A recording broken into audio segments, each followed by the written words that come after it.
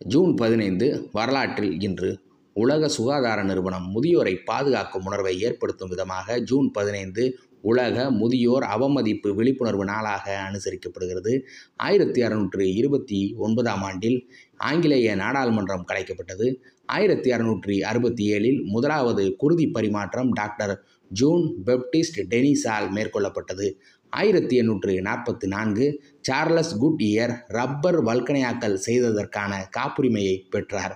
1878இல் உலகின் முதல் நகரும் படங்கள் கேமராவில் பிடிக்கப்பட்டன. தூய்மையான ஆற்றலை ஊக்குவிக்கும் வகையில் இன்றைய நாள் உலக காற்று தினமாக கொண்டாடப்படுகிறது.